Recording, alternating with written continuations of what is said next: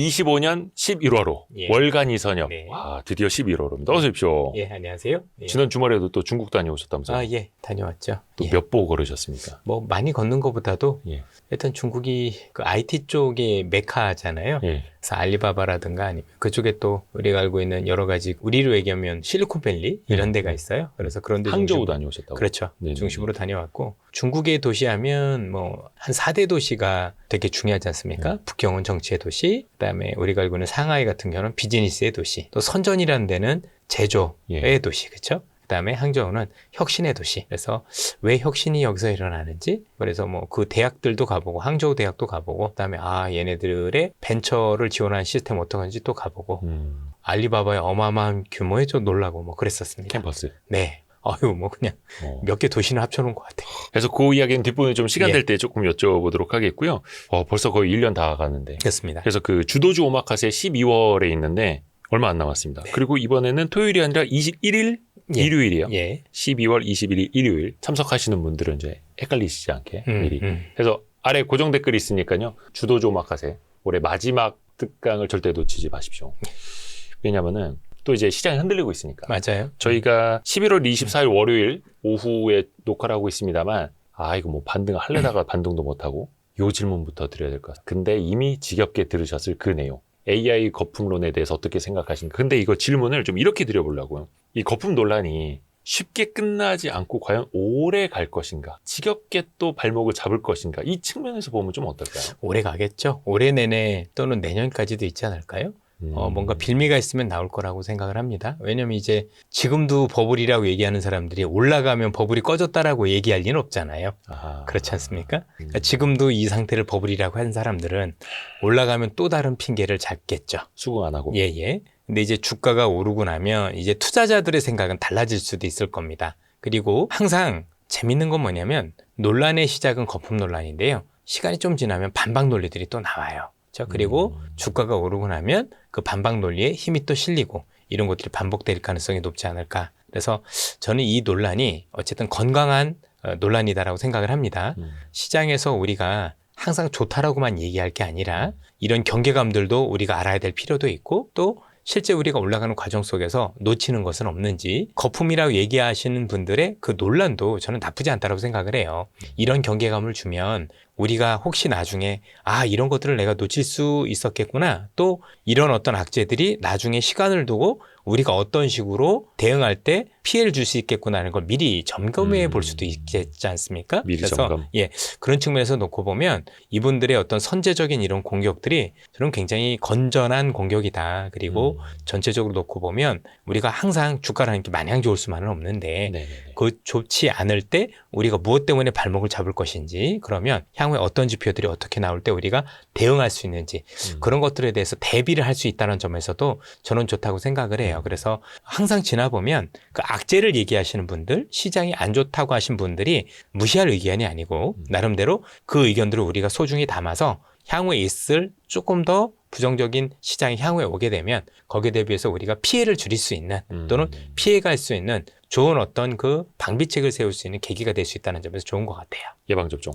그래서 저는 그분들이 지금 얘기하신 게 그 의견이 틀렸다 맞았다가 아니고요. 나름대로 그 의견대로 돼서 시장이 이제 우리가 보통 끝났다라고 얘기하는 시점이 저는 지금이 아니다라고 보는 겁니다. 차이점은 그런 것 같아요. 일단 저는 버블에 대해서 동의를 하지 않고 있는 편인 거고 전반적으로 놓고 보면 버블이란 논란만 빼놓고 보면 그분들이 지적하는 일부 지적에 대한 의견들, 부정적인 의견들에 대해서는 우리가 귀담아 들을 필요는 있다. 그리고 그게 생각보다 시점을 꽤 오래 두고 뒤에서 우리한테 뭔가 영향을 줄 가능성이 있다 정도로 보시는 게 어떨까 싶습니다. 근데 또 이제 염려가 되는 거 이거예요. 과거에도 그 엔비디아가 어닝 서프라이즈를 기록을 하면 꽤 그 흐름이 이어졌는데 이번에는 특이하게도 엔비디아의 어닝 서프라이즈가 하루도 제대로 못 가지 않았습니까? 그러면서 뭔가 이게 좀 많이 또 뭔가 누르는 힘이 더 강한 것 아닌가? 이런 염려들이 좀 생겨나더라고요. 왜냐하면 지금 시장을 부러뜨린 원인들이 몇 가지가 있는데 네. 그중에서 해결된 게 아무것도 없기 때문이에요. 그래서 그런 요인들이 하나씩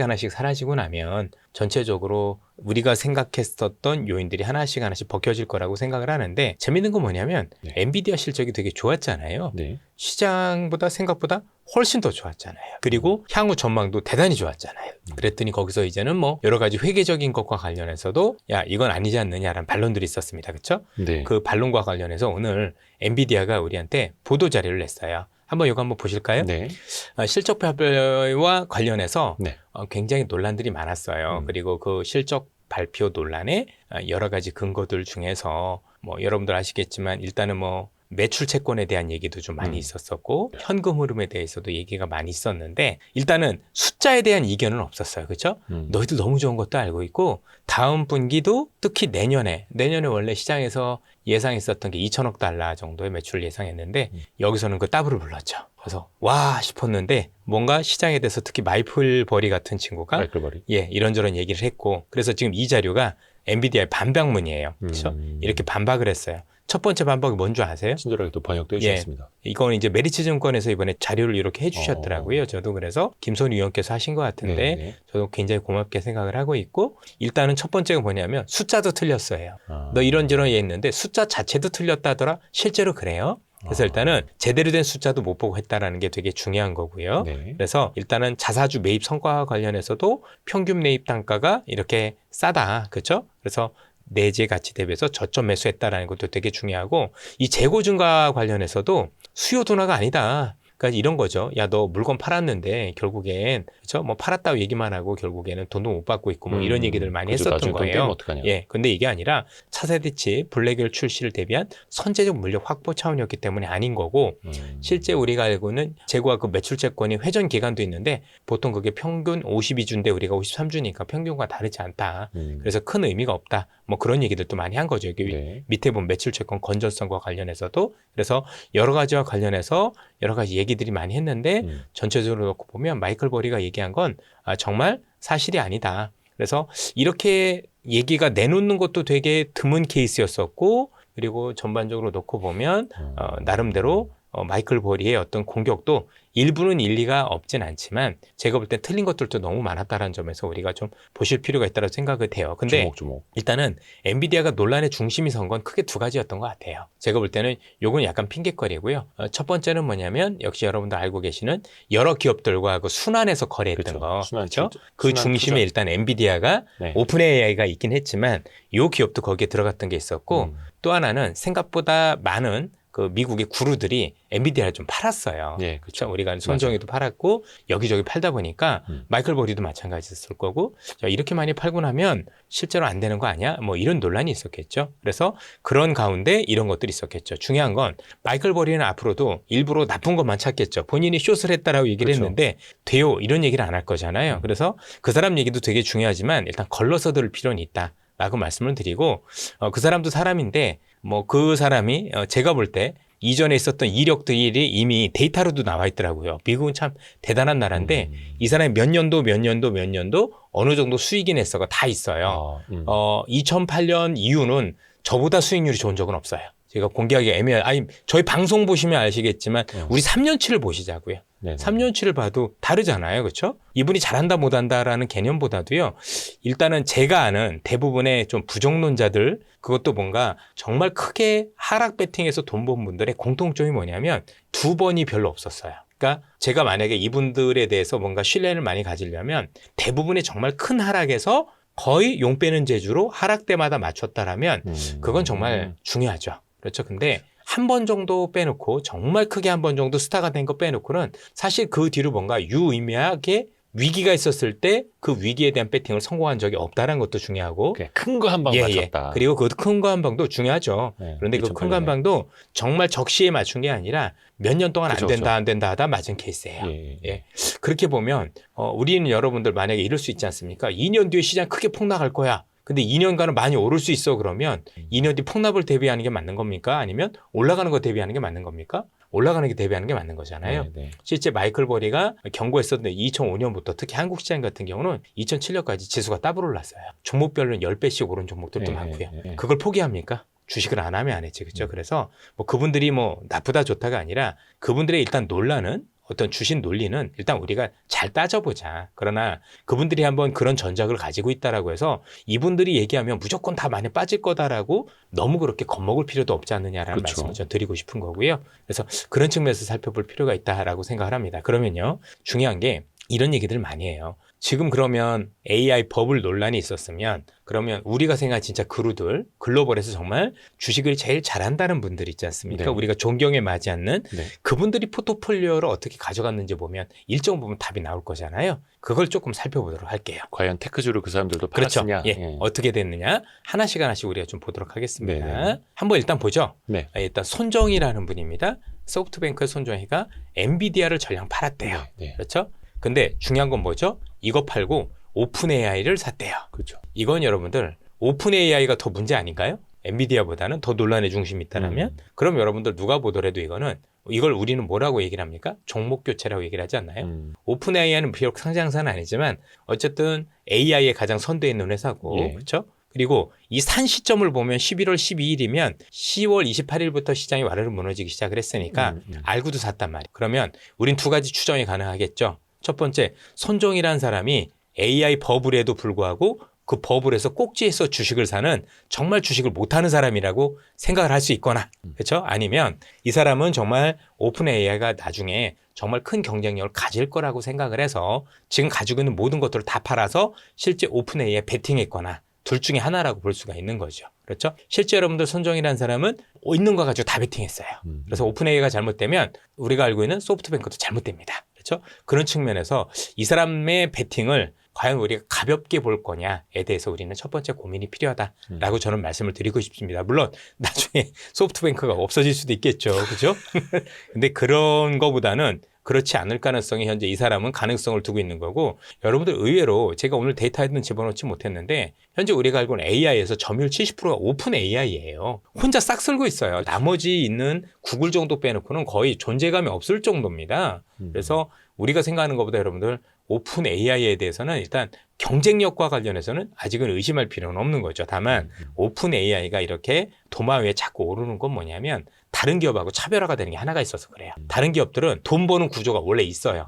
이거 말고 원래 뭐 마이크로소프트도 돈 버는 게 있고 아마존도 돈 버는 게 있어요. 그래서 우리가 흔히 얘기하는 현금 창출 능력이 대단히 뛰어난데 거기다 투자를 하다 보니 부담이 있다고 하더라도 사실 별 걱정은 없죠. 그렇죠? 뭐 번 거 가지고 투자를 하는 거고 그러다 보니 문제가 없는데 오픈 AI는 돈 버는 게 없는데 투자를 많이 하다 보니까 야, 네가 정말 견딜 수는 있어? 야, 이 정도 되면 돈을 나중에 당긴다고 하더라도 너무 할 텐데 그거 가능하겠어? 이런 의구심이 있어서 그러니까 하나죠. 돈 벌지 않은 회사가 대규모 투자를 하니 문제가 되는 건 우리도 우려가 되는 바는 맞는데 어쨌든 간에 그럼에도 불구하고 우리가 알고 있는 AI 중에서는 가장 큰 경쟁력을 가지고 있는 회사고 절대 점유율도 그냥 거의 다 차지하고 있다라고 얘기하는 게 무방할 정도다라고 보시면 되겠습니다. 그러면 이 기업을 미국이 포기한다고요? 가능하겠습니까? 여러분들 같으면 전 세계 점유율 7, 80% 되는 애 다 죽여버리고 그죠? 점유율 작은 애를 해가지고 국가 이걸로 삼겠어요? 그러진 않죠. 미국이라는 나라가 AI가 꼭 필요하고 이 AI를 통해서 중국의 어떤 경쟁에서 이기려고 한다면 오픈 AI는 어떤 식으로 살려둘 수밖에 없다는 걸 그렇죠. 여러분들 꼭 기억을 하셔야 돼요. 대마불사. 예, 맞습니다. 대마 정도가 아니라 나머지는 대마도 아니고 그냥 망아지도 아닌 거죠. 그렇죠? 요만한 애들 의미가 없잖아요. 왜? 이 정도는 돼야 중국하고 해서 이길 수 있을 거 아니에요. 그렇죠? 그런 것들도 우린 고민해봐야 된다라고 생각을 하고 있습니다. 그 다음 한번 보죠. 월가의 책과랑 이름이 되게 좋아요. 건들라. 건들면 떨어진대요. 그렇죠? 이 사람인데 이 사람은 다음 금융위기가 사모대출에서 비롯될 것. 저는 이건 되게 좋은 지적이라고 생각을 하고 있어요. 그렇죠? 지금 엄청나게 많은 대출들이 사모대출에서 일어나는데 사모대출이 왜 문제가 되냐면 우리가 알 수 없어서 그래요.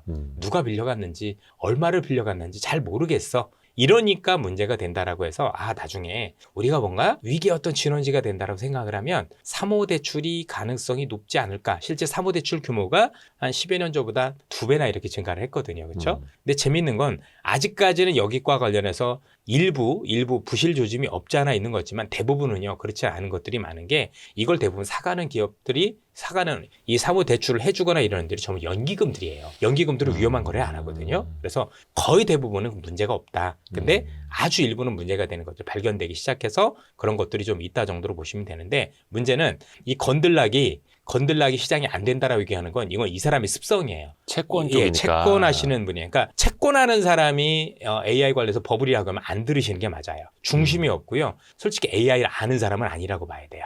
그래서 이 사람 의견을 무시하자는 얘기가 아니라 이분이 생각할 때 나중에 보는 위기에 우리가 뭔가 진앙제가 될 수 있는 것이 어디일까에 대한 아이디어를 찾는 거 위에는 제가 볼 때는 큰 의미가 없다. 이렇게 생각을 기본적으로 하는 게 맞지 않을까라는 생각이 듭니다. 전체 다는 아니겠습니다만 일반적으로 이제 채권 중심으로 운용을 하시는 분들은 이제 위기 관리에 더 많은 이제 포인트를 두고 하시니까. 근데 그쵸. 위기 관리를 할 필요도 없는 게 이분들은 그럼 국채 사놓으면 되잖아요. 그렇죠?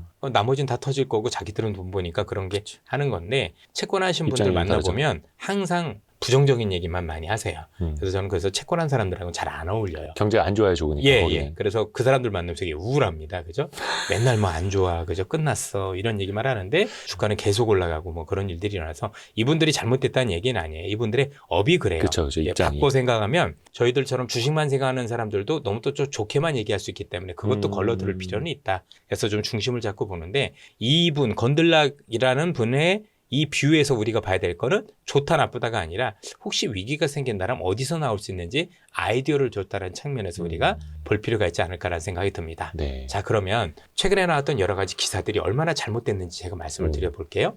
헤지펀드 매니저 댄 로브라는 사람이 있어요. 어마어마한 사람이거든요. 기사가 뭐죠? 빅테크 투자 확대. 마이크로소프트는 지분 2배 늘려. 이것도 11월 달 거죠? 11월 중순에 그죠? 그래서 마이크로소프트 지분을 2배 늘리고 엔비디아와 아마존닷컴에 대한 포지션도 추가로 늘렸다. 신규로. 이 사람도 예. 그래서 3분기 들어서 심리가 개선되자 기술주 베팅을 재개한 것으로 보인다. 왜냐면 이 사람이 4월 달에 줄였었고 우리가 알고 있는 그 관세 있을 때 줄였다가 지금 다시 산 거예요. 그럼 이 사람은 꼭지 잡은 거네? 이렇게 생각할 수 있는데 이 사람들이 AI 버블이라면 샀을 리가 없죠. 그럼 이 사람만 그랬느냐?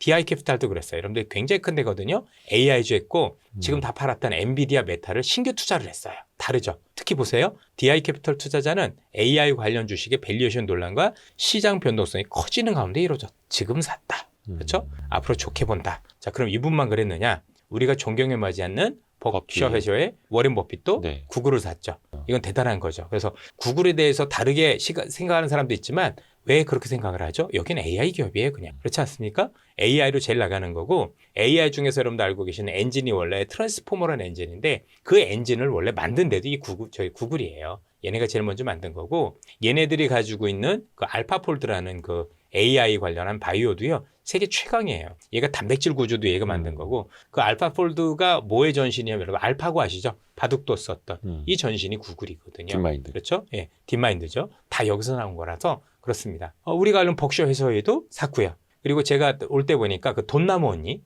언니도 엔비디아 샀다는 기사가 제가 보니까 지금 나기 시작을 했고요. 그렇죠? 그래서 나와요. 여러분 잘 아시는 드렁컨 밀러 어마어마하신 분이죠. 그렇죠? 이 사람 뭐라고요? 3분기에 아마존하고 메타 다 늘렸다잖아요. 그렇죠? 그러면 일단은 고민해 보십시다. 우리나라에 있는 대부분의 언론이 얼마나 시장을 과장하고 있는지 한번 제가 말씀을 드려볼게요. 객관적으로 볼게요. 여기 지금 누가 이렇게 기사로도 지금 네이트에서 이렇게 기사를 잘 정리해 주셨는데 네네네. 미국의 구루들은 우리가 흔히 얘기하는 AI 관련 기업들을 비중을 줄였습니까? 자, 제가 볼게요.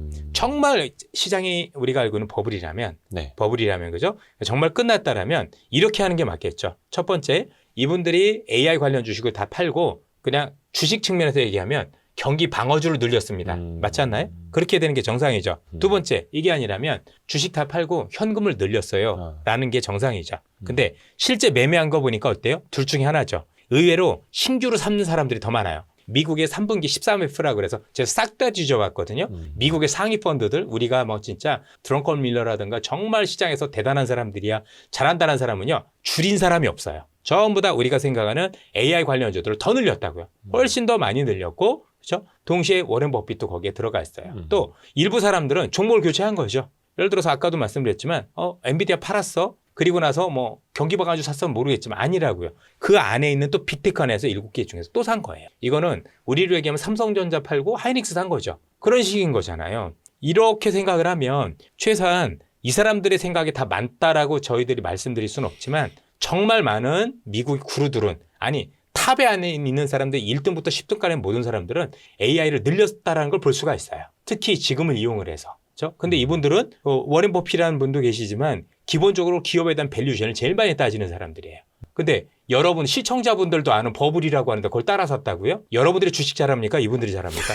아니 냉정하게 그렇죠? 저는 여러분들이 비판해도 충분히 저는 받아들일 사람이지만 한두 분도 아니고 아니잖아요. 그렇죠? 그럼 여러분들 누구께 진짜인가 한번 물어보라는 얘기예요. 진짜 주식에 대한 이분들은 가치 없어서 샀겠어요? 버블인데 껍데기인데 아무것도 없고 곧 망할 건데 이거 샀겠느냐고요. 손정이라는 사람이 어떤 사람인데 회사 모든 것들 다 털어넣었잖아요. 그러면 이 사람들 왜 이렇게 털어넣고 이 기업의 경쟁력 뭔지에 대한 고민도 해봐야 되는 거지. 지금 제가 볼 때 대부분의 언론의 보도 방향이 뭐냐면 전반적으로 놓고 보면 그냥 다 버블이어서 마치 미국에 있는 대부분의 투자자들이 비중 줄이고 있는 것처럼 우리는 그렇게 느끼고 있다고요. 근데 그런 적이 한 번도 없다라는 게 놀라운 사실인 거죠. 이 사람은 더 늘렸어요. 더 많이 늘렸고 마이클 버리는 원래도 맨날 줄이기만 하는 애예요. 뭘 늘려본 적이 없는 애인데 뭐 이 사람 얘기 가지고 굳이 그렇게 그리고 별로 맞은 적도 없는 그런 사람을 가지고 승률도 낮은 사람을 가지고 부각시켜서 마치 이게 전체이냐 호도를 하면 안 된다라는 거죠. 최소한 우리는 균형 있게 마이클 버리라는 사람도 역할도 있어요. 그렇죠? 이 사람은 왜 안 된다라고 하는지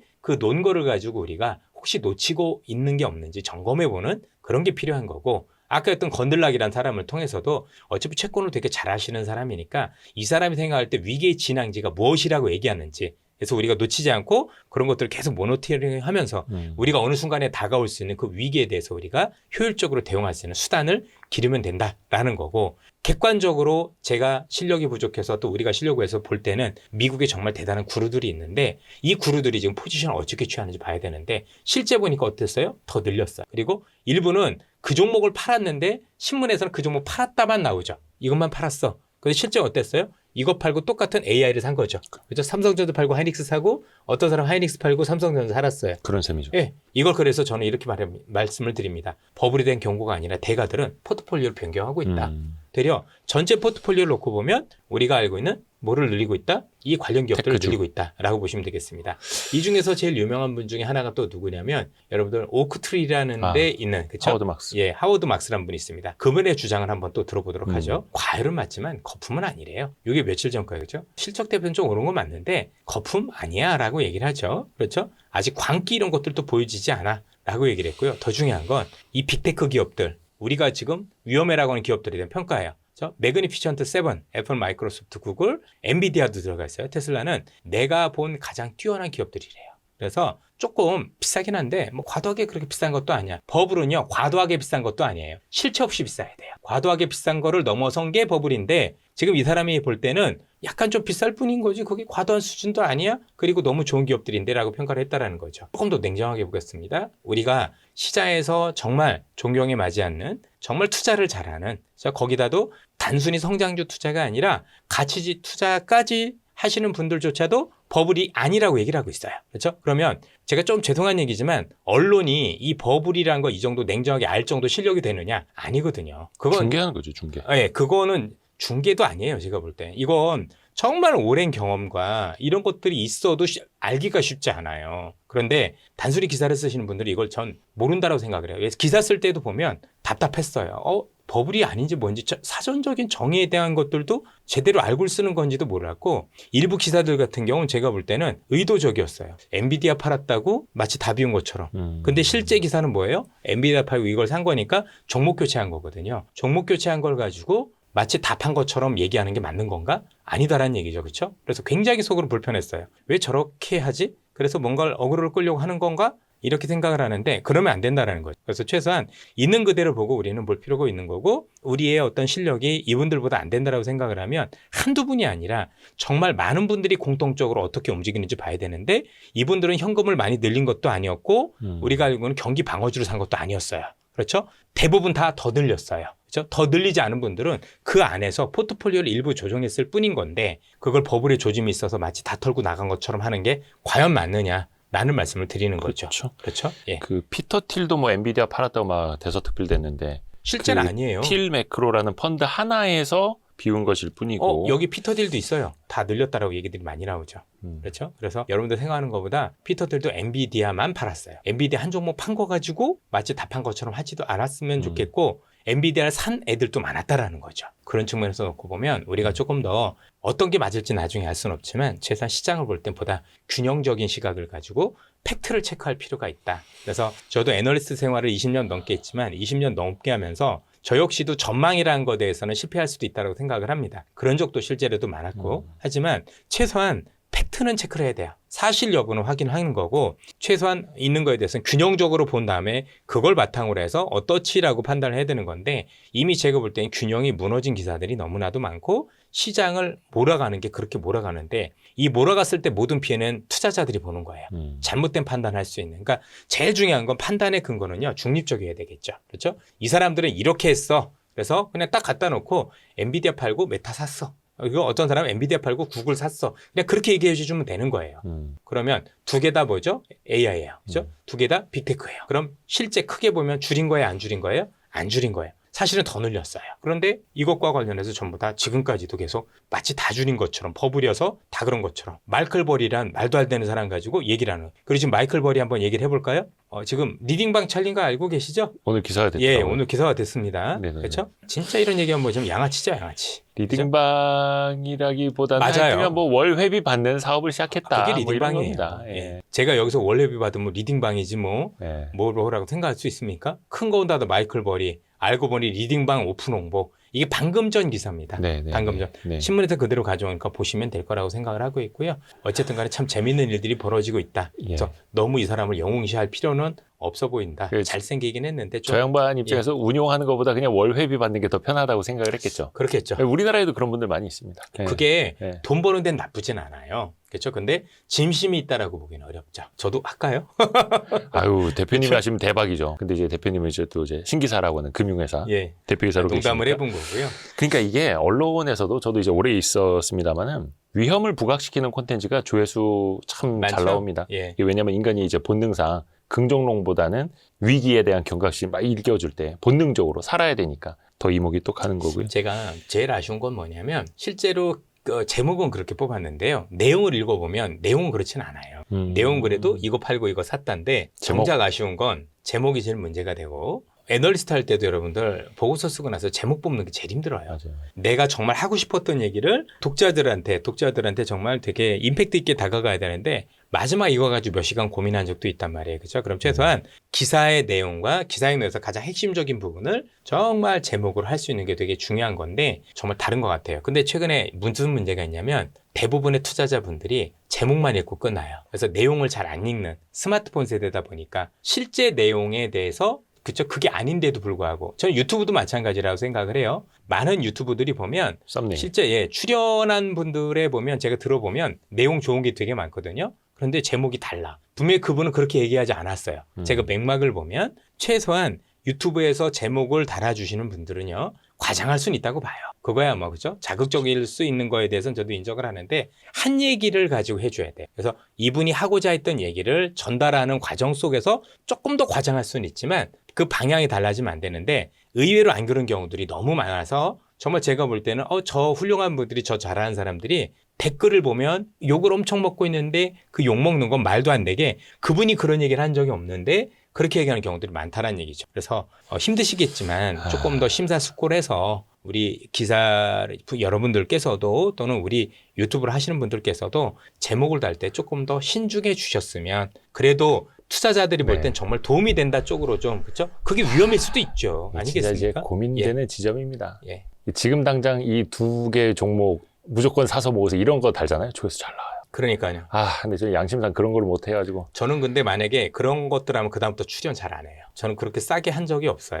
그럴 필요도 없고. 왜냐면 그건 저를 죽이는 거예요. 살려면 같이 살든가 해야지 공생이 아니라 본인들만 살겠다라고. 에라 하는 모르겠다 데서 이런 거죠. 그걸 왜 출연을 해요? 그럴 필요도 없는 거지. 그러면 안 됩니다. 이 같은 이제 업계에 있는 사람으로서 좀 창피하기도 합니다만 또 그게 때로는 좀 흔들리기도 해요. 아, 자극적으로 해야 되는데. 아니 그런 얘기를 했으면 이선일 그럴 수도 대표님. 있죠. 인생을 바꿀 핵심 추천주 하나만 공개합니다. 뭐 이렇게 하면 이제 조회수 많이 나올 텐데. 그러니까요. 예, 하나만 근데 해주시죠. 그런 얘기를 한 적이 없는데 아유 하나만 주시면 안 됩니까? 안 되죠. 왜냐하면 제가 종목을 드리고 나서 저랑 옆에서 계속 있으면서 제가 컨트롤할 수 있는 분이라면 모를까.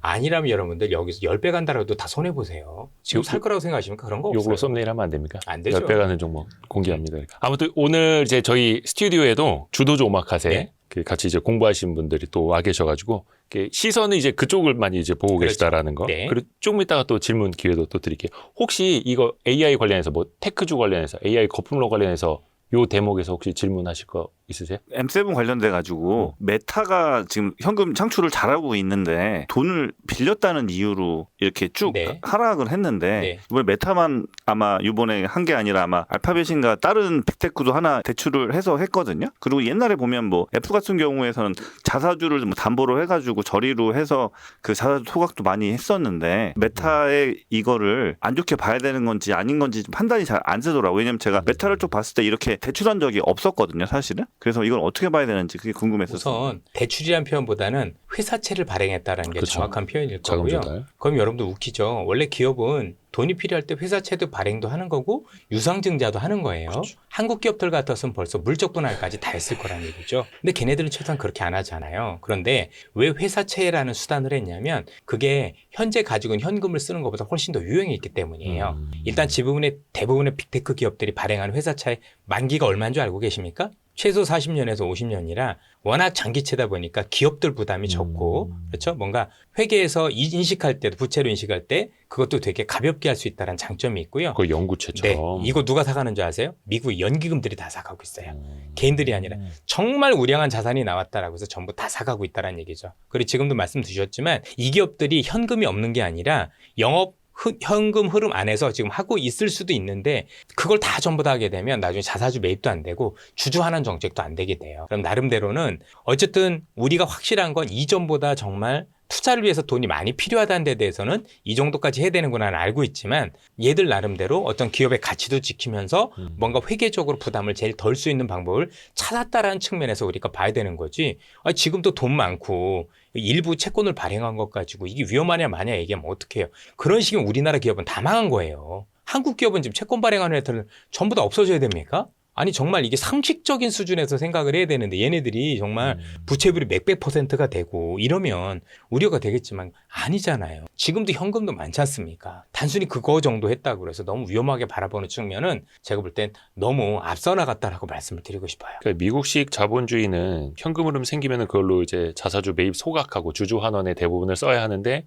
야 니네가 자본적 지주 캐펙스 투자를 많이 늘려? 불안한데? 뭐 이렇게 또 보는 거죠. 왜냐면 마치 뭐 지금은 한국의 제조업 보듯이. 지금은 얘들이 생존이 걸린 문제잖아요. 그렇죠? 이 투자를 어떻게 하냐에 따라서 앞으로 메타 거 안 쓸 수도 있는데 그러면 어떻게든 해야죠. 그렇지 않겠습니까? 그런 측면에서 바라봐야 되는 거고 한 가지는 야 이렇게 돈이 많이 들어갈 정도였어에 대해서는 이견은 없지만 그럼 얘네가 감당 못할 수준이 아직은 아닌 거죠. 충분히 감당할 만한 수준인 거고. 그래서 아까도 우리 처음에 짚었지만 오픈 AI는 돈도 벌지 않는데 하니까 문제가 되는 건데 또 오픈 AI의 장점은 뭐냐면 일단 상장사는 아니에요. 그렇죠? 그러다 보니까 지수의 부정적 영향 덜하고 두 번째는 점유율이 그냥 압도적이에요. AI 중에서는 그냥 거의 얘 혼자 하고 있다라고 해도 된다. 우리니까 이것저것 쓰지만 글로벌적으로 놓고 보면요. 점유율이 70-80%라고. 그러면 그 기업이 대마불사 정도가 아니라 뭐 정글의 뭐 왕 이런 정도 되는 애인데 이 기업을 죽이고 나서 중국과 경쟁한다 아니면 뭐 한다라고 얘 논하기가 되게 어려운 거죠. 그렇죠? 분명한 거는 나중에 시간이 지나서 AI라는 게 딱 한 기업만 살아남지는 않을 거예요. 우리가 이제 스마트폰에서도 애플하고 구글하고도 중국도 있고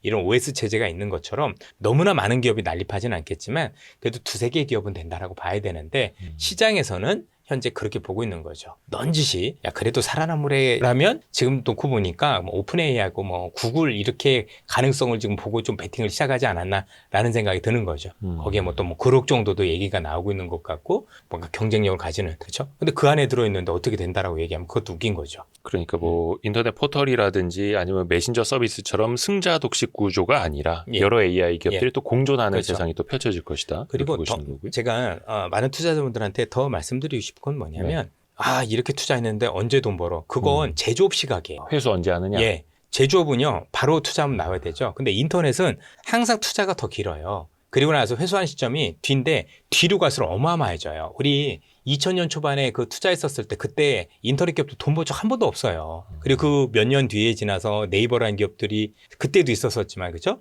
쭉 해가지고 그 뒤부터 어마어마한 수익을 창출해 지금까지도 왔잖아요. 그런 거에 대한 이해도 좀 해주셨으면 하는 생각도 드는 거고요. 지금도 얘네들이 발전하고 있다는 게 중요한 거예요. 그리고 최소한 얘네들이 이 기술을 가지고 어떻게 발전되고 있는지 그걸 보면 최소한 누군 돈 벌 게 조만간 나오겠죠. 이미 우리 많이 쓰고 있지 않나요? 그리고 지금 이게 연령별로 되게 중요한 건데 항상 새로운 것들은 나이 드신 분들은 조금 좀 문제가 된다고 생각을 해요. 덜 받아들이는데 조금 제가 볼 때 변화에 조금 늦게 반응을 하세요. 네네네. 그러니까 당신들께서 살아온 게 있다 보니까 그쵸. 변화에 능동적으로 이렇게 변했어? 내가 조금 더 변화에 능동적으로 해야 되는데 그게 쉽지 않은 거죠. 그건 저도 마찬가지예요. 그러면 지금 이 AI는 제일 잘하는 사람은 누가 뭐래도 20대예요. 10대고 이 친구들이 우리보다 몇십 배는 더 잘 알아요. 여러분들 어떻게 느끼셨는지 모르겠지만 전 이 AI가 엄청나게 돈이 되고 있는 걸 많이 보고 있어요. 대표적인 게 뭔지 아시죠? 시험 볼 때, 지금 대학교 시험 볼 때 AI 터닝 때문에 전 세계가 난리죠. 얘들은 이미 도구로 쓰고 있는 거예요. 교수님들이 걱정하는 거 시험 보는 게 아닌 거 아시죠? 논문이에요, 논문. 논문도 이걸 쓰면 잡아낼 방법이 없을 정도로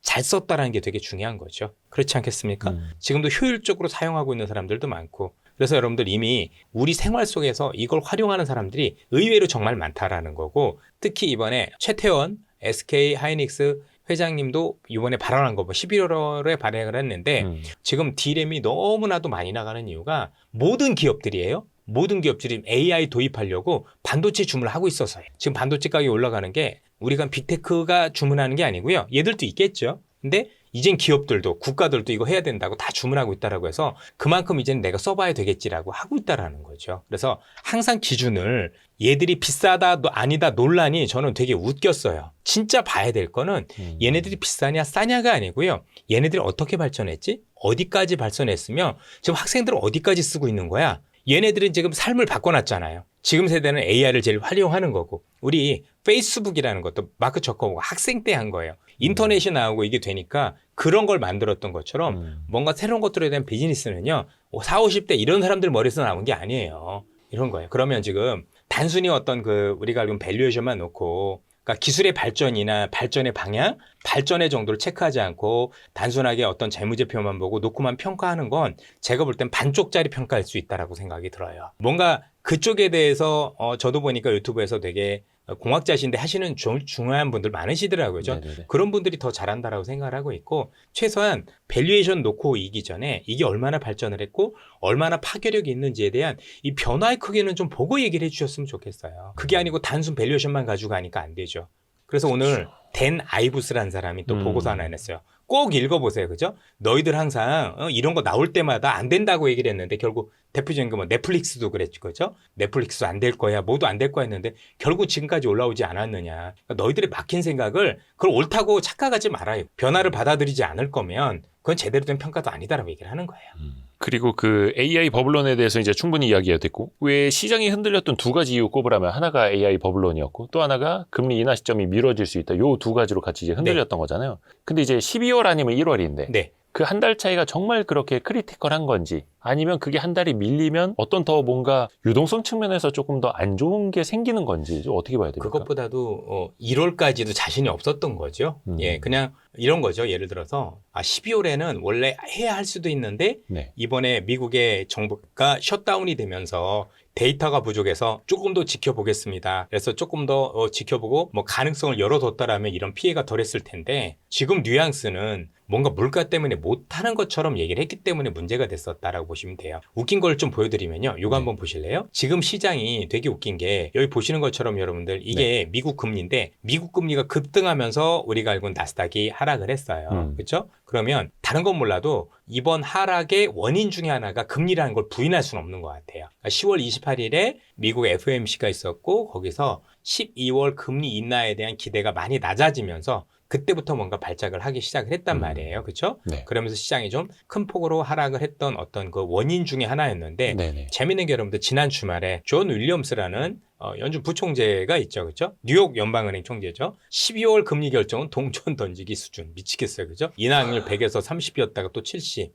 뉴욕 연은 총재가 추가 인하 여지가 있다는 발언에 미국 시장도 반등했죠. 아하. 잘 보세요. 금리 난다고 반등을 해요. 근데 금리나 없다라니까 하락을 해요. 잘 보면 지금 우리가 어떻게 보면 이 유동성 때문에 시장이 더 많이 하락하고 반등할 수도 있는데 이 유동성 때문에 벌어진 일을 마치 AI의 법을 이어서 한 것처럼 우리가 잘못 해석할 수도 있어요.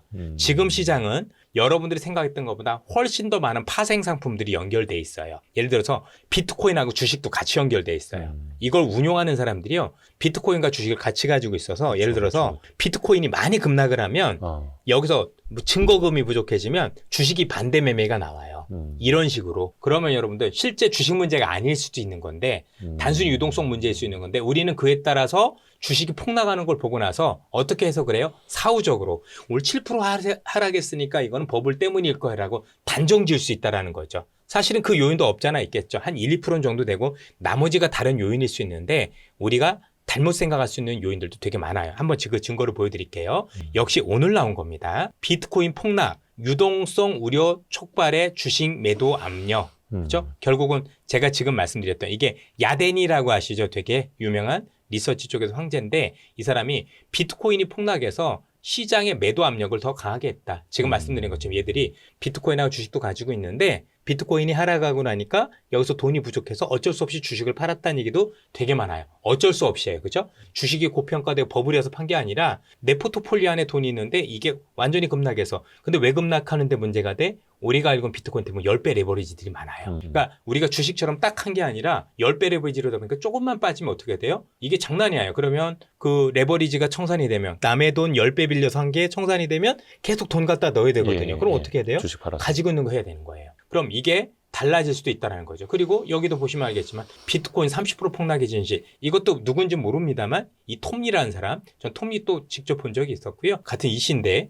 그죠? 이시들이 좀 잘하는 것 같아요. 얼굴은 제가 조금 더 잘생겼다고 자부를 하고 있고요. 어쨌든 간에 이 사람도 다른 문제가 있다라고 얘기를 하는 거예요. 그렇죠?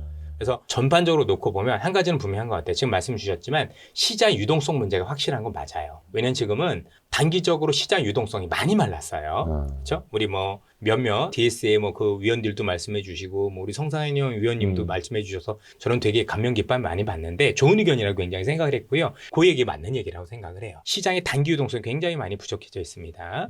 그러다 보니까 어떻게 돼요? 유동성이 말라 있는데 지금 미국 정부로 돈을 더 많이 써야 되죠. 돈을 더 많이 쓰는 국채를 발행하는데 사줄 사람은 없고 그러면서 여러 가지 면에서 굉장히 문제가 됐어요. 그런데 지금 이 폭락 이전에 어떤 일이 있었냐면 시장에서 10월 달 정도부터 시작해서 과도하게 올 연말 금리 인하에 대한 기대가 굉장히 컸었어요. 굉장히 크다 보니까 비트코인도 그렇고 주식도 그렇고 굉장히 과매수 배팅이 엄청 들어갔어요. 우리나라도 그랬죠. 막 100포인트씩 올라댔잖아요. 외국인이 사가지고 그죠? 와 이게 말이 돼 뭐. 진짜 한 1년에 오를 만한 100포인트가 하루에 한 번씩 오르는 게 말이 돼 했을 정도로 글로벌의 모든 펀드들이 굉장히 과매수 들어갔었고 비트코인도 다르지 않았었다라는 얘기인 거죠. 근데 결과가 어떻게 됐어요? 유동성이 더 늘어날 거라고 생각해서 베팅을 했는데 반대로 돼버렸죠. 그러면서 반대 매매들이 많이 쏟아졌을 가능성이 있죠. 물론 이것만 요인은 아닐 거라고 생각을 합니다만 그런 것들이 충분히 있었다는 얘기죠. 그러니까 되게 웃긴 게 다시 금리나 기대가 오니까 다시 반등을 하고 그 얘기는 금리가 상당 부분 영향이 있었다는 걸 반증하죠. 다는 아니겠지만 그런 측면에도 우리가 바라볼 필요가 있다고 생각을 하는 거예요. 그러면 우리가 지금 이 하락을 온전히 기업의 밸류에이션만 놓고 하락했느냐가 아닐 가능성이 굉장히 높다는 것도 추정이 가능한 거예요. 그러니까 누구도 빅구루들도 늘렸던 거예요. 그죠? 이거 그거 아닌데 쟤네도 이상하게 생각하더라. 아니 뭐 딴 이유 가지고 빠졌는데 그걸 왜 AI 버블이라고 붙여주지?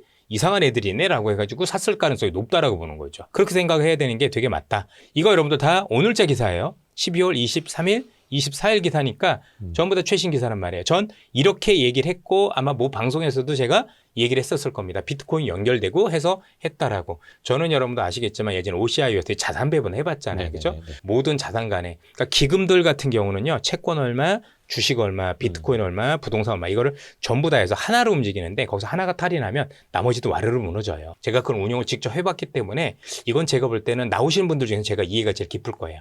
기금금 운용하셨던 분이 아예 없거든요. 나름대로. 그래서 이건 제가 충분히 얘기 드릴 수 있는 거다. 이렇게 말씀드리고 싶습니다. 다 연결이 되어 예. 있다. 그리고 투자자로 인해서. 이것도 봐보세요. 버블이라면서 그죠? 그리고 우리가 알고 있는 워렌 버핏도 샀다면서. 근데 구글이 또 더 짓는데요, 근데. 데이터 센터 세 곳을 더 짓고 어제 기사는 보셨나요? 앞으로 몇 년 뒤에 지금보다 몇 배 늘어야 된다? 1000배. 1000배. 네. 구글의 자, CEO가 한 말. 예, 구글의 CEO가 한 거예요. 자, 지금도 우린 과투자라고 생각하는데 지금보다 몇 년 뒤에 몇 배래요? 1000배래요. 우리 지금 뭘 듣고 있는 거죠? 그럼 버블이 아니라 이건 뭐예요? 그냥 풍선껌이에요? 아니잖아요, 그죠? 그만큼 수요가 있기 때문이다. 예. 그리고 그래야 경쟁에서 이길 수 있다라고 보는 거예요. 최소한 우리는요, 진짜 AI에 대해서 투자하시는 분들은 기업이 얼마 올랐어, 퍼가 얼마야, XX 그런 거 보면 안 돼요. 그런 거 봐서 성공할 가능성이 있다라고 생각을 해요. 결국엔 내가 미리 내다볼 줄 알아야 돼요. 그렇죠?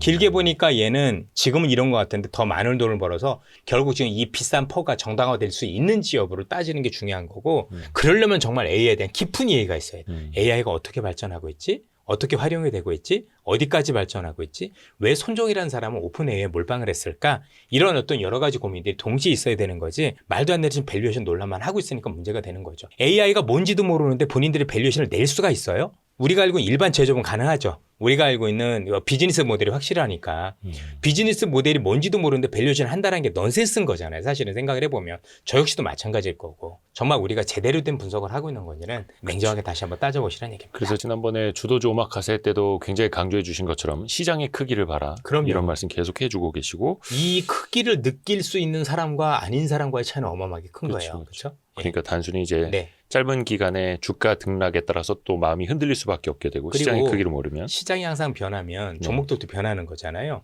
예를 들어서 올 초만 하더라도 삼성전자가 되게 어려웠었지 않습니까? 그런데 어느 날 갑자기 뭐 2배가 오르는 기염을 토했죠. 그 변화가 생긴 건데 그 변화를 삼성전자는 알았을까요? 아니요. 단 임원 한 명도 눈치채지 못했어요. 그 삼성전자가 눈치 못 챈 게 아니라 빅테크들도 몰랐다고요. 빅테크들도 올 초만 해도 몰랐다고요. 디램주가 이렇게 네. 몰릴지 왜냐하면 그러니까 빅테크들도 지금 반도체 가격이 52일 연속 상승인가? 말도 안 되는 상승이 나오는데 그걸 미리 알았다면 미리 천천히 샀겠죠. 갑자기 무슨 일이 일어난 거야. 그러니까 삼성이나 빅테크가 뭐 바보다 이런 얘기가 아니고요. AI를 하다 보니까 우리가 예상치도 못했던 방향으로 계속 전개되는 게 많은 거예요. 그래서 이렇게 변하기도 하는데 근데 우리 투자자분들이 조금 유연하셨으면 좋은 게 너무 우리를 조선시대 선비 뭐 이렇게 생각하시는 것 같아요. 그러니까 예를 들면 이런 거죠. 저 사람은 삼성전자 좋다고 했으면 평생 좋다고 해야 되나 봐요. 그러니까 중간에 안 좋으면 뷰를 안 좋다고 바꿀 수도 있는 거고 안 좋았다 또 좋아지면 제가 이렇게 해서 생각이 바뀌었기 때문에 합니다라고 하면 그게 투자인 건데 야 쟤는 지난해는 좋다고 하더니 올해는 또 나쁘대. 그게 여러분들 댓글입니까?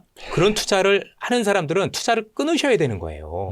하면 안 돼. 그죠? 우리가 무슨 뭐 조선시대 선비도 이렇게는 안 해요. 여러분들 그렇게 하면 안 되는 거고요. 유연하게. 뭔가 바뀌었지? 변화가 있었으면 이 기업에 대해서 이전과 뭔가 다른 게 있나? 그러면 우리가 AI라는 게 한 5년 전에 없었을 때인데 그러면 우리가 5년 뒤에 AI를 내다보고 전자를 그때부터 사라고 하는 게 맞아요? 뭔지도 없는데 안 그런 거잖아요. 그렇죠? 새로운 게 나왔을 때는 새롭게 왜냐면 제가 댓글 보니까 답답한 분들이 너무 많아요. 도대체 뭔 댓글을 저렇게 달고 있는 거야. 그래서 분명히 금반지란 단어까지 창출을 해서 누구보다도 먼저 반도체가 다시 올라간다라고 네네네네. 얘기를 드렸건만 그렇죠? 근데 올 초에는 안 된다고 했다고. 그렇죠. 당연히. 바뀌었으니까 변해야 되는데 여러분들도 같이 변해셔야 되는 거예요. 그게 투자인 거지. 야 어떻게 그럼 올 초 안 했으면 앞으로도 안 된다고 얘기해야 되는 게 그게 투자냐 이거죠. 그건 바보잖아요. 그렇게 생각하시면 안 됩니다. 그래서 개인 투자자 대부분이 또 손실을 보신다라는 거고 물론 이제 YST를 구독자분들 중에서는 그래도 확률은 높은 투자를 하고 계시겠으나 그런 분들은 정말 생각 고치셔야 돼요. 그렇게 해서 어떻게 성공을 하죠? 그러니까 이해할 올해 수 없는. 그 NH 자료 바탕으로 그 기사 나온 거 보니까 올해 같은 불장에서도 개인 투자자 54%가 손실 중이라고. 거기만 볼 필요도 없어요. 지금 한번 볼까요 우리? 왜 그 증권사별로 나오는 승률 거 게임 대회 물린 사람 얼마 예. 이런 거. 근데 그분들이 잘못하는 게 아니라니까요. 그만큼 시장이 여러분들 어려운 거고요. 저는 다른 분들보다도 버블 시장을 몇 번을 실제 매매를 하면서 겪어봤단 말이에요. 분석한 게 아니라 처절하게 몸으로 해봤다고요. 제가 결과가 안 좋았었다고요. 그리고 왜 그랬을까요? 여러분들처럼 똑같이 생각했었던 거예요. 결국은 버블 이렇게 올 때 왜 버블이 올 정도로 뭔가 대단한 게 있나 이런 고민을 했어야 되는데 그게 아니라 밸류에이션을 따졌는데 지금 생각해보니까 기술에 대한 이해도 없이 그 짓을 했던 거예요.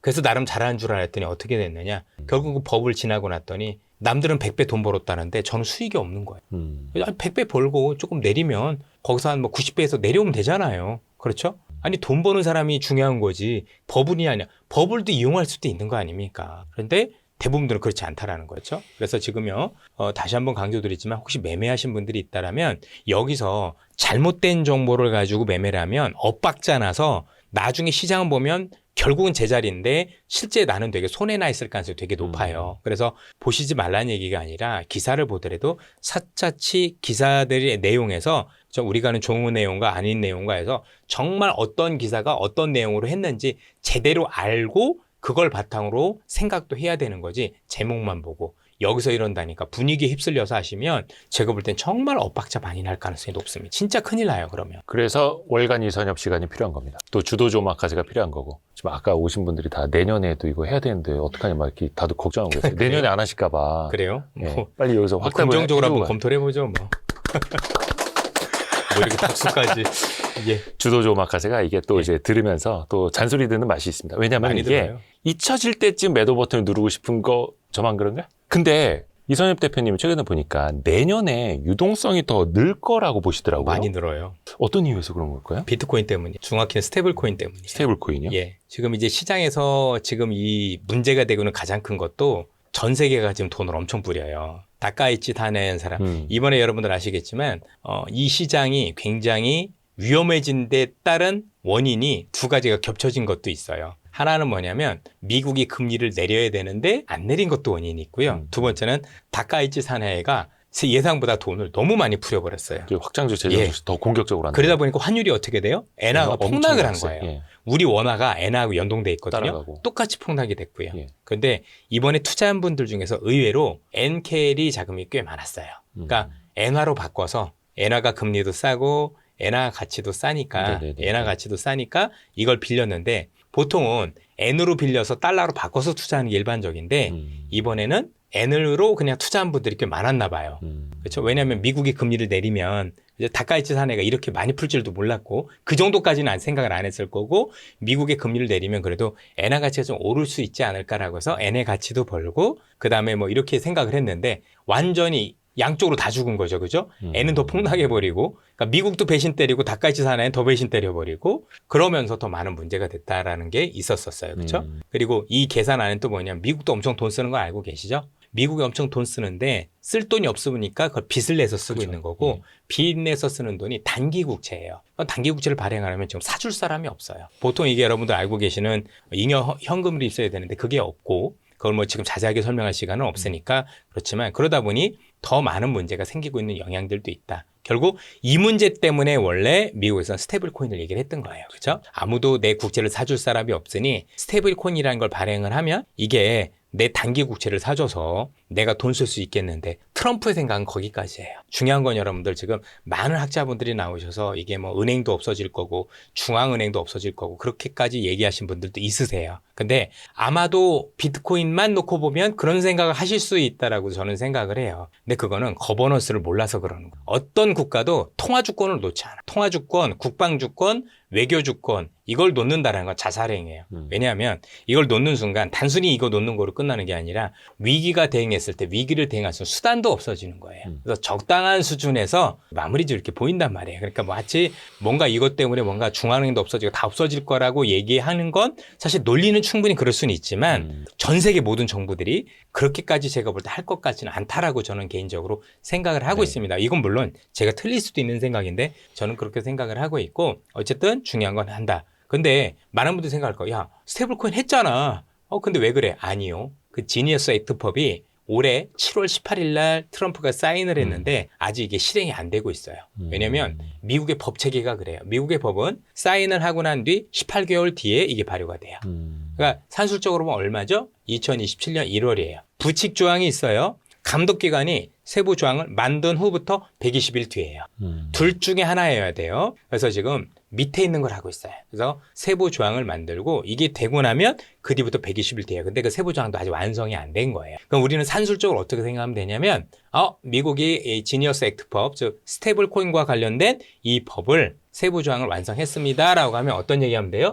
그 뒤부터 120일 뒤부터 미국이 본격적으로 그죠 스테이블 코인을 발행을 할 거고 그러면서 단기채를 어마어마하게 찍어내겠구나. 그 단기채를 찍어낼 때 그 나오는 돈들이 사실 제가 볼 때는 내년 시장의 유동성에 정말 끝판왕이 되질 가능성이 높다라고 생각을 해요. 그래서 혹시 된다라면 제가 볼 땐 그 버블은 그걸로 버블이 굉장히 광풍이 일어날 가능성이 높다라고 전 개인적으로 판단을 하는 거예요. 물론 그렇게 될지는 우리가 지켜봐야 되겠지만 분명한 건 남들이 드리지 않는 말씀을 드리고 있다는 말씀을 드리고 싶습니다. 그래서 지금 이 버블이 그 어느 때와는 달라요. 코인발 버블이 될 수 있는 되게 재미있는 현상들이라 그럼 이전에 자료가 있나요? 없죠. 그러니까 똑같이 뭔가를 가지고 M2 증권만 가지고 얘기하기에는 이전의 자료가 제가 볼 땐 사례가 없어요. 그래서 새로운 사례가 될 수 있다는 점에서도 우리가 좀 더 유연하게 봐야 되겠다. 그래서 통계를 가지고 얘기하신 분들은 이번에도 100% 틀릴 가능성이 높아요.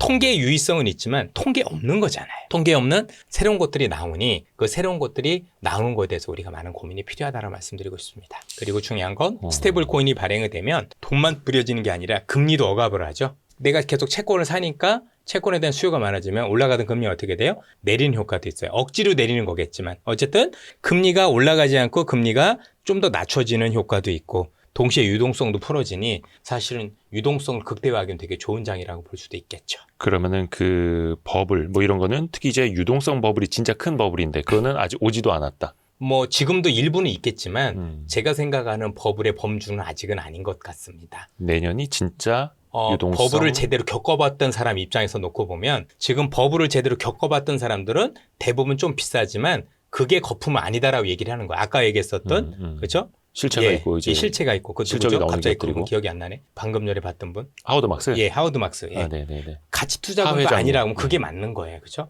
제가도 말씀드리지만 버블에 대한 정확한 정의를 사람들이 너무 모르고 얘기를 하는 것 같아요. 버블은 실체가 없는 거예요. 그렇죠? 자, 다시 한번 정의를 해드릴게요. 주가는 올렸는데 내 실적도 같이 올랐다. 실적 장세. 주가는 올랐는데 실적도 좋았어. 근데 실적보다는 주가가 좀 더 올랐어. 이거는 과대평가. 그죠? 또는 좀 비싼 수준. 네네네. 예. 주가는 올랐는데 실적이 없어. 이게 버블이에요. 그냥 객관적으로 지금 엔비디아 주가 올랐죠. 실적 나왔어 안 나왔어요? 잘 나오죠. 나왔어요. 삼성전자 하이닉스 주가 올랐어요. 실적이 나왔어 안 나왔어요? 나왔어요. 뭐가 버블이란 얘기입니까 대체? 버블이란 국어도 모르면서 얘기를 하진 않으셨으면 좋겠습니다. 최소한. 좋습니다. 그렇죠? 예.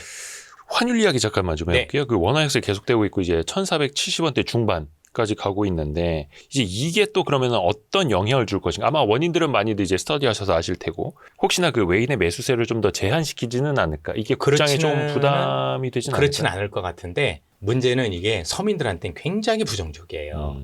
아주 부정적이에요. 그러니까 증시 영향보다는 증시도 마찬가지인 게 단기간은 되게 좋아요. 왜냐하면 결국 원화가 약세였을 때 수출 기업들은 수출이 되게 좋아져요. 그렇죠, 그렇죠. 그럼 주식시장이라는 건 기업들이 올라와 있는 거지 않습니까? 기업들이 올라와 있고 이 기업들은 원화 가치 약세 때문에 수출 경쟁력을 갖겠죠. 우리나라 제품 가격이 다른 나라 제품 가격보다 싸게 보일 거니까. 네네네. 그래서 수출이 되게 잘 돼서 기업 이익이 되게 좋아지는 효과가 있어요. 그래서 주가는 좋은데 문제는 그로 인해서 어떤 문제가 발생을 하냐면 일단은 우리나라의 원화의 가치가 떨어지니까 우리는 수입하는 모든 물건의 가격은 비싸져요. 우리 돈의 가치가 낮으니까. 그렇죠. 대표적인 게 오일, 원유고요. 요즘 주유소 가신 예. 분들은 아마 체감하실 거예요. 원유, 그다음에 원자재 아니면 농산물까지 다 그렇거든요. 그러면 이걸 가공해서 하는 서민들은 내 벌이가 그만큼 줄어드는 거예요. 내가 이전보다 제품 가격을 많이 비싸게 사요. 그래서 서민들의 삶은 훨씬 더 어려워진다라고 보여지는데 네. 더 문제는 뭐냐면 이것 때문에 자산 가격이 계속 오르겠죠. 그렇죠. 그렇죠?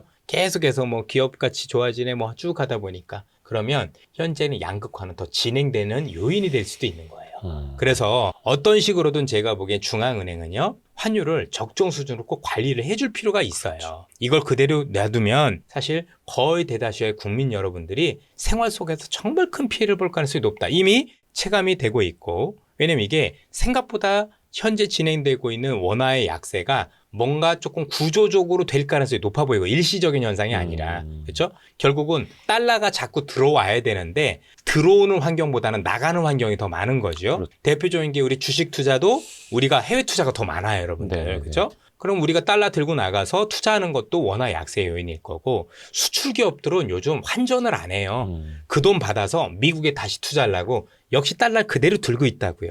그럼 역시 워낙 약세 요인이에요. 또 거기다 15% 관세 있으니까 그걸 벌충하고자 효과도 있겠죠. 그죠? 아유 뭐 내가 관세 맞은 거 이렇게 그 달러 그냥 들고 있으면 어차피 워낙 약세니까 나는 이득이네. 이럴 수도 있다라는 거죠. 그런 적인 측면에서 다 그래요. 그래서 달러는 우리가 없는 건 아닌데 국내로 유입이 안 돼요. 거기다가 한미 무역 협정 때문에 1년에 못해도 한 400억에서 500억 달러 나가죠. 많은 분들이 200억 달러라고 잘못 알고 계세요. 우리가 200억 달러와 관련해서는 2천억 달러를 10년에 나눠서 네. 주기로 했지만 3,500억 달러 중에서 1,500억 마스가도 나가는 거예요. 네. 그것도 그렇죠. 다만 다른 게 일단 우리가 쓸 때를 정한 거지. 그거 나가는 것도 계산해 줘야 되는 거고요. 거기에 삼성전자, 현대차 우리가 알고 있는 이런 기업들이 나도 미국 들어가겠습니다는 돈은 거기 포함이 안 돼 있어요. 그것까지 감안하면 생각보다 규모가 적지 않아요. 그러니까 달러는 계속 나갈 수밖에 없는 요인이라면 여기에 대한 방비는 세워야 돼요. 안 그러면 서민들이 너무 어려워지세요. 힘들어지죠. 예, 이거 장난 아니에요. 이렇게 되면 자산 가격은 계속 오를 수밖에 없고. 그렇죠. 원화가 녹으니까. 예, 그럼 이거는 그 누구도 행복한 게 아니에요. 어찌됐든 우리는 원화 경제 시스템 안에서 살아가야 하는 사람들이니까. 우리가 보통 요즘 뭐 강남 집값 얼마 올랐네 그러지만 사시는 분들도 냉정하게 생각을 해보세요. 하루에 몇 억씩 오르는 게 말이 돼요? 하여튼 오르는 게 나쁜 건 아니지만 좀 더 잘 사는 지역이나 좋은 지역이 다른 지역보다 차별화되는 거야. 당연하겠지만 이건 누가 보더라도 며칠 만에 몇 억씩 오른다는 건 이건 누가 봐도 정상적인 상황은 아닌 거예요. 아니다 기다가 아니라 정상적인 상황은 확실히 아닌 거예요. 나중에 시장 어떤 식으로는 그 대가를 반드시 치르게 돼 있어요. 그러니까 시간이 꽤 지나서겠지만. 그 나라의 통화가 사실은 그냥 화폐로 끝나는 게 아니라 통화라는 건 일종의 경제 에코시스템, 경제 생태계를 말하는 맞아요. 건데 이 원화라는 통화에 어떻게 보면 경제 시스템이 좀 병 들어가는 거 아닌가 이런 염려도 들고 저희도 솔직히 그 유튜브 광고 수익이 달러로 들어오거든요. 근데 저희는 이제 착실하게 환전을 하는데 나만 바본가? 나만 잘못 생각을 해? 이런 그러네요. 생각이 드는 거예요. 잘못 생각한 게 맞아요. 알겠습니다. 네. 달러를 공급하려고 시중에. 올 초에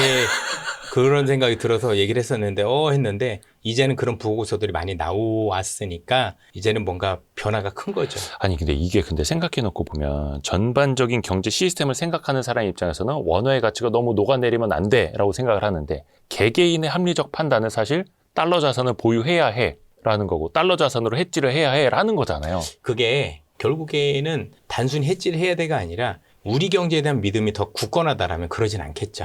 그렇죠? 근데 거기에 대한 신뢰가 부족한 것도 사실은 일정 부분 작용하고 있다고 봐야 되겠죠. 아이고 그러게 참 이게 어려운 문제입니다. 왜냐면 여러분들 주변 분들 중에서 조금 막 흔히 얘기해서 조금 많이 버셨다는 분들 있으면 다 국내 두겠다는 분들이 계신가요? 안 그렇지 않습니까? 그렇죠? 어떻게 하면 돈을 빼돌릴까 국내들 많이 하고 계시잖아요. 좋은 현상들은 아니지만. 업종 몇 가지만 이야기하고 네. 그럴게요. 그 금반지 이야기하시면서 지난달 월간 이선협 때도 그렇고 거기에서 금융주는 증권주였다라고 네. 말씀해 주셨는데 최근에 증시 좀 흔들리면서 증권주도 좀 내렸어요. 증권주를 이제 좋게 보신다는 거는 이제 증시 자체를 이제 긍정적으로 보신다라는 건데 증권주 중에서도 대형사 좀 이렇게 구분해서 좀 보고 계시잖아요. 그럼요. 어떤 기준으로 우리가 좀 나눠보면 좋을까요? 여러분들 신문 기사를 찾아보시면 한국판 골드만삭스의 탄생 이런 기사들이 많이 나와요. 물론 증권사들이 최근에 증시가 좋아서 사실 전체적으로 실적이 좋아진 데 따른다는 건 이해가 충분히 되는데요. 그것 말고 또 다른 요인들이 있어요. 몇몇 기업들 같은 경우는 돈 버는 구조가 바뀌기 시작을 했어요. 단순히 여러분들 흔히 생각하는 리테일, 즉 우리 개인 투자자분들의 이게 좋아서 오르는 게 아니에요. 죄송한 얘기지만 그 큰 회사들 여러분들 비중 얼마 안 돼요. 매매 수수료. 매매 수수료 거의 얼마 안 돼요. 아이비나 다른 데서 많이 나오고 있다고. 그죠. 오히려 그 매매 수수료는 막 무료 이벤트 이런 네. 것도 많이 하니까. 더 웃긴 건 뭐냐면 우리나라 역사상 처음으로 증권사들 순이익이 은행을 넘어선 역사적 사례가 벌어졌어요. 그 은행도 대형 은행이에요. 엄청난 우리 대형 은행이 드디어 증권사한테 수익이 역전이 됐다.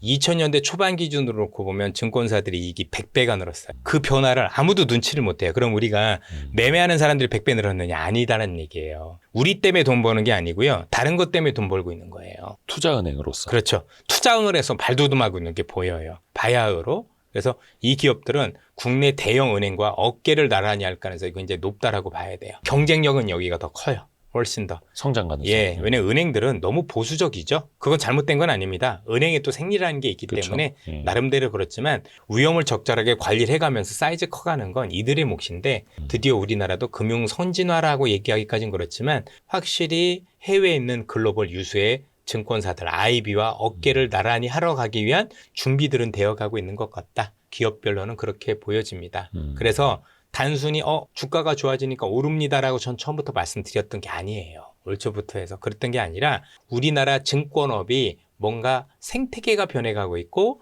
현재 기존에 우리가 했던 비즈니스 모델이 아닌 새로운 비즈니스 모델로 훨씬 더 사이즈가 커져가면서 이익의 질이 엄청나게 좋아지고 있는 기업들이 덜어 있으니 그걸 여러분들이 공부해 보시라고 말씀을 드렸던 겁니다. 그 증권사를 어느 순간부터 우리가 IB라고 불렀었는데 그 인베스트먼트 뱅크 맞습니다. 그 유혹의 소나타 IB 아니고 두 분 웃으셨습니다.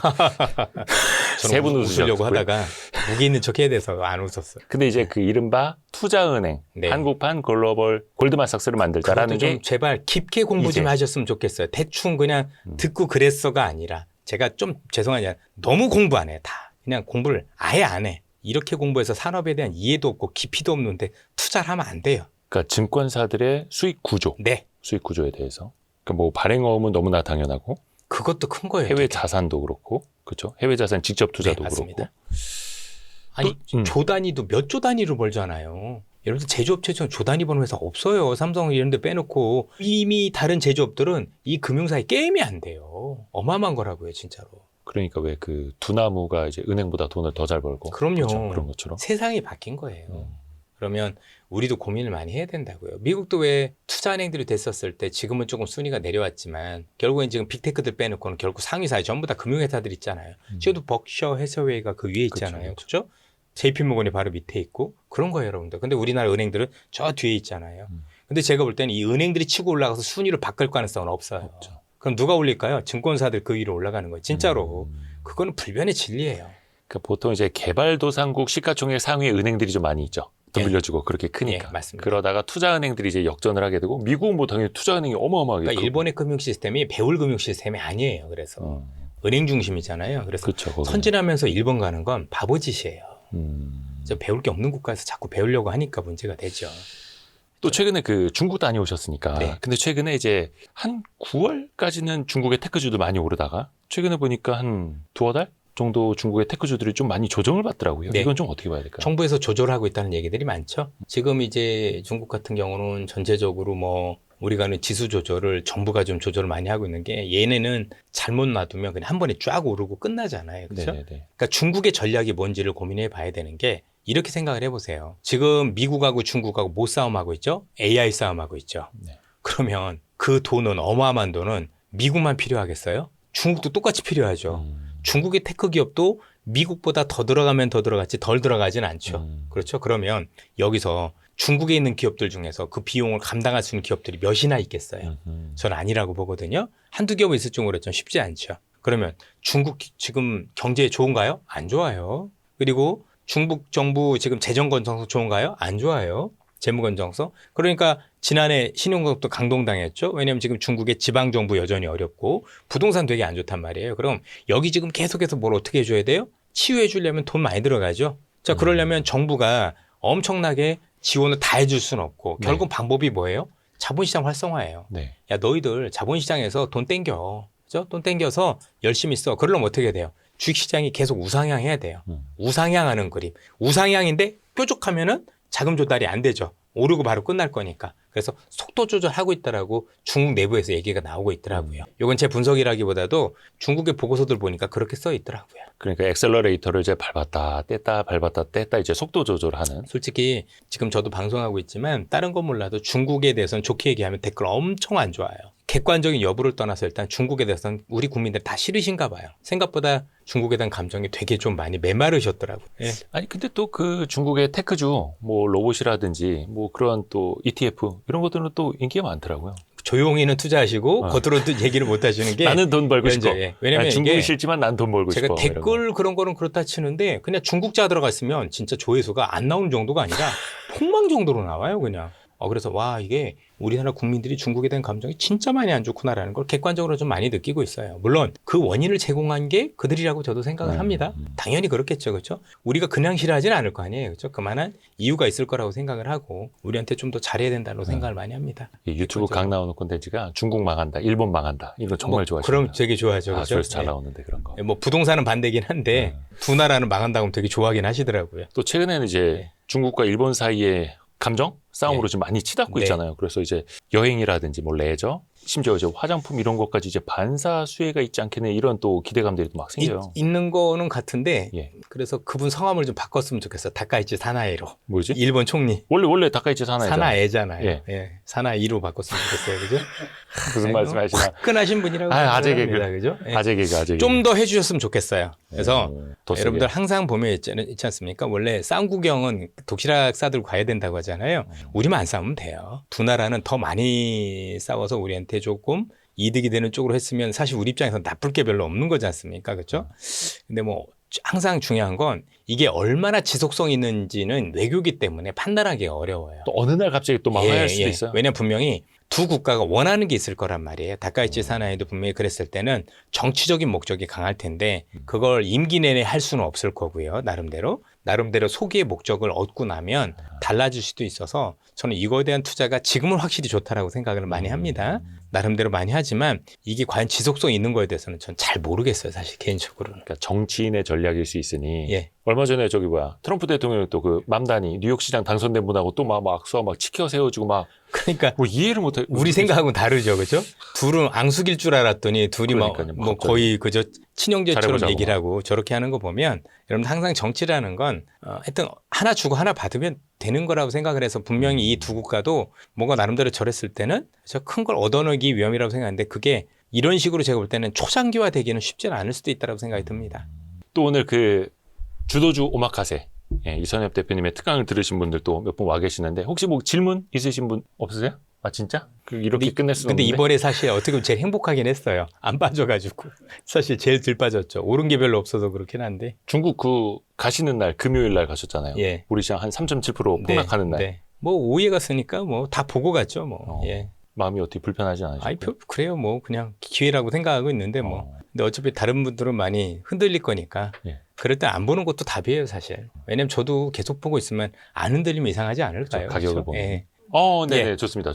오마카세 강의 덕분에 중국에 관심을 가지면서 중국 화장품이 아마존에서 10등 안에 들어가는 경우가 생기더라고요. 그래서 텔레그램 보니까 컨투어 크림 카테고리에서 오커커, 쉬글램 뭐 이런 게 뜨는데 우리나라 화장품이 잘 나가듯이 중국 화장품이 메인스트림으로 갈 확률도 있다고 보시는지 아니면은 정확히는 얘기하기는 아직 어려운 게 이게 우리나라도 화장품이 질적으로 좋아지고 나서 이 정도까지 올라오는데 사실 작은 시간이 걸린 건 아닙니다. 우리가 미샤라는 어떤 그 브랜드가 나오고 나서 지금까지 이렇게 컸었을 때 과연 작은 세월이었느냐라고 생각을 하면 훨씬 더 큰 세월이 걸렸었고요. 특히 우리나라 이 화장품들이 좋아지는 것들에서 우리 화장품 기업들이 되게 잘하는 것도 있지만 사실 그 한류라는 열풍도 분명히 작용을 해서 왜냐면 이게 미용 산업 같은 경우는 단순 산업이 아니라 이게 사치 산업하고도 연결이 돼요. 그러면 중국의 문화가 글로벌로 뭔가 선진 문화로 인식되면서 올라가야 그것까지 올라가더라고요. 그런데 아직 그것까지는 좀 그렇잖아요. 일단 왜냐하면 사람들이 중국 문화에 대해서는 좋고 나쁘가 아니라 거부감 붙어 있어요. 얘는 워낙 국뽕도 많고 그러다 보니까 뭐 이런 걸 내가 봐야 돼. 뭐 중국 유명한 어떤 아이돌이 있었으면 세계 애들 쳐다도 안 보잖아요. 그런 상황이에요. 왜냐하면 일단은 우리나라뿐만이 아니라 전 세계가 중국에 대해서 좋은 감정을 별로 가지고 있지 못한 상황이기 때문에 그런 것들이 좀 있지 않나라는 생각이 좀 많이 들고 그나마 요즘 화장품이 좋아진 건 아마 지난번에도 말씀드렸지만 그게 중국 애들의 기술은 아니고 다 사왔어요. SK2 화장품에 있는 그 일본인 연구원들이 다 중국 화장품 회사로 이적했다는 말씀도 제가 드렸었을 것 같고 실제로 다 그래서 된 거예요. 그렇죠? 그러니까 택가리만 한 거죠. 그 사람들 데리고 와가지고 바꾸니까 되게 좋아진 거고 그 사람들 말고도 여러분들 알고 계신 세계 유수에 있는 화장품 회사들 연구원들이 다 이직했어요. 프랑스에서도 많이 그렇고 돈 주고 다 사온 거예요. 그냥 그렇죠? 자동차도 그랬잖아요. 안 되니까 그냥 볼보 사버리고 그다음에 옷도 브랜드 안 되니까 아크테릭스 샀잖아요. 아예 대놓고 아크테릭스 아뭐 이게 전부 다 이제 중국 브랜드 아닙니까? 그런 식으로 화장품도 나가고 있는 것 같아요. 그렇죠? 그래서 아직 중국 브랜드에 대해서 특히 유럽이나 이제 서양 쪽에서 뭔가 이거에 대해서 고민은 별로 제가 볼 때는 그 정도는 아니다라고 생각을 하고 있고 근데도 많이 오르는 건 잘은 모르겠지만 전 세계 각지에 중국인들이 많이 퍼져 있지 않나요? 뭐 미국에도 중국인 있을 거고 그렇죠? 그런 식이 아닐까라는 생각이 좀 들어서 그게 꼭 와 세계가 중국 걸 좋아한다라고 얘기하기에는 좀 어렵지 않느냐는 생각은 기본적으로 가지고 있습니다. 그렇죠? 근데 분명한 건 옛날보다 품질이 좋아진 건 인정을 하죠. 왜 그게 진해 기술이 아니라 다 데리고 왔으니까. 또 하나는 중국가 만들어주는 거, 우리나라 기업들이 만들어주는 것도 많아요. 한국 기업들이. 우리나라 기업들이 만들어주고 있다면 뭐 품질은 확실히 할 수도 있는 거잖아요. 그렇죠? 브랜드력을 어떻게 키우느냐인데 몇몇 브랜드를 보니까 중국 내에서는 이미 상위 브랜드로 올라온 애들도 많더라고요. 이번에도 보니까 굉장히 많이 비싸게 올라와 있고 그런 건데 그게 조금 더 통하려면 하여튼 글로벌의 마음을 흔들어야 되는 이번에 우리 캐던 때문에 움직인 거 보셨죠? 와, KTX 타러 가면 언제나 명절 같아요. 사람이 진짜 많을 정도로. 근데 그건 문화의 힘이고 우리도 여러분들 화장품 진절했던 게 우리 드라마 때문에 했던 거예요. 이 드라마가 그쵸? 쭉 가면서 그게 매개체가 되고 그러면서 막 좋아졌던 건데 중국 드라마 보신 분들 있습니까? 약간 있었다 요즘 아예 없죠. 왜냐면 문화적으로도 싫고 일단 싫잖아요 저쪽에. 근데 그걸 받아들일 거다 저는 그렇게 쉽게 생각지는 않습니다. 특히 미국 애들 입장에서는 중국 드라마가 아예 와닿질 않아요. 지네 국뽕 얘기하는데 미국 볼 땐 어이가 없는 거죠. 그죠? 우리가 보면 딱 이런 거죠. 저런 개구라. 이 말도 안 되는 짓거리들 하고 앉았네. 라고 생각으로 또 하나는 내가 세계 최강이었는데 그게 도전처럼 보일 거 아니에요? 꼴깝지 않죠. 그렇죠? 그러니까 좀 싫은 것도 있을 거예요. 그래서 중국에서 엄청나게 인기 있는 영화가 사실 미국에서 성공하는 경우가 굉장히 드물어요. 저런 책을 놓고 보면. 그게 매개체가 되기는 쉽지 않지 않을까. 그래서 좀 더 지켜봐야 되겠지만 나중에 물론 얘네들이 막 다 개방하고 그럴지 모르겠지만 지금 뭐 꼭 그렇게 해야 되는지 잘 모르겠습니다. 근데 이제 중국에서는 중국만 잡아도 크니까 얘네들이 거기에 있는 뭐 로레알이라든가 상위 업체들만 다 잡아도 그것만 해도 주가가 어마어마하게 오를 수 있으니까 글로벌이 아니라 자체 시장만 가지고도 정말 무섭게 될 수는 있다라는 생각은 가지고는 있습니다. 일단 그게 먼저인 것 같아요. 우리도 그렇게 되고 나서 미샤라든가 이런 좋은 화장품들이 나오고 나서 그때부터 실제 여성분들이 외제를 덜 썼어요. 우리 것도 충분히 괜찮은데 굳이 내가 비싼 프랑스제 또 프랑스제나 이런 것들이 사실 우리 피부엔 조금 안 맞는 것도 조금은 있었었죠. 그죠? 우리 한국인들 피부에 맞는 그런 것들과 관련해서 우리가 좀 더 노하우가 있었기 때문에 그래서 좀 많이 다르지 않았느냐라는 생각이 좀 많이 들었었습니다. 또 다른 질문은? 네. 네네. 지금 생각나셨어요? 질문은 아닌데요. 대표님께 감사 말씀 꼭 전해드리고 아이고, 싶어서 감사까지. 저 대구에서 왔거든요. 네네. 어휴. 일부러 오늘 올라오신 거예요? 네. 감사 말씀 아유, 드리려고. 고맙습니다. 제가 고맙습니다. 요식업을 22년째 하고 네. 있거든요. 근데 이게 이제 매해마다 힘들어지기 시작하더니 그럴 것 같아요. 2년, 3년 주기로 뭐 사스니, 메르스니 뭐 이런 것 때문에 힘들게 하더니 결국에는 그래도 조금 나아질 거라는 희망으로 계속 버티고 버텼는데 코로나 때도 코로나가 끝나고 나면 괜찮아지겠지라고 희망하고 살잖아요. 근데 작년 계엄령 이후에는 그 희망이 조금씩 안 보인다고 해야 되나? 그랬었는데 제가 이제 희망이 안 보이면 저희 직원들도 힘들어지는 건 똑같잖아요. 그때 이제 조금의 희망을 주식을 통해서 보게 됐고 근데 또 저희 직원들한테 그걸 나눔을 해줄 수 있는 수준은 아니기 때문에 그러다가 이제 와이스트릿이랑 그다음에 대표님을 네. 통해서 제가 나눠줄 수 있는 부분을 조금씩 나눠주기 시작하니까 그 친구들도 희망을 갖더라고요. 네.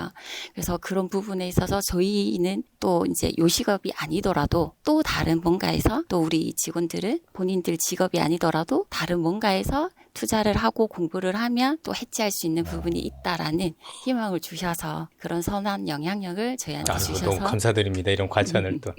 예. 감사드린단 말 아유, 고맙습니다. 고맙습니다. 고맙습니다. 감사합니다. 분명한 건 우리 이제 시대가 그 누구도 이제는 투자를 안 하고는 안 되는 세상에 온 게 여러분들 강남에 있는 집은 이제 의사, 변호사, 판사도 못 사요.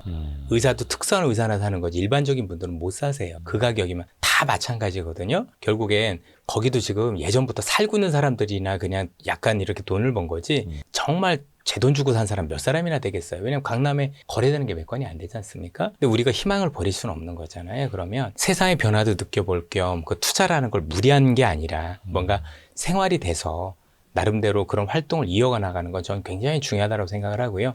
그런 측면에서 뭐 저희들 말씀만 드려야 되는 게 아니라 여러 매체를 통해서 정말 객관적인 얘기들을 굉장히 보고 항상 냉정하게 뭔가 판단하는 그런 게 저는 되게 중요하다라고 생각을 해요. 그렇지 않습니까? 저도 많이 실수를 할 거고 또 저보다 또 잘하는 분도 있을 거고 중요한 건 각각에 나오시는 분들 또 분석하시는 분들은 그만한 특징이 있어요. 그렇죠? 또 나하고 맞는 사람들도 있고 그런 것들을 잘 추려서 꼭 보셨으면 좋겠고 항상 꼭 말씀드리는 게 세상은 항상 변하는데 그 변화를 잘 보세요. 그렇죠?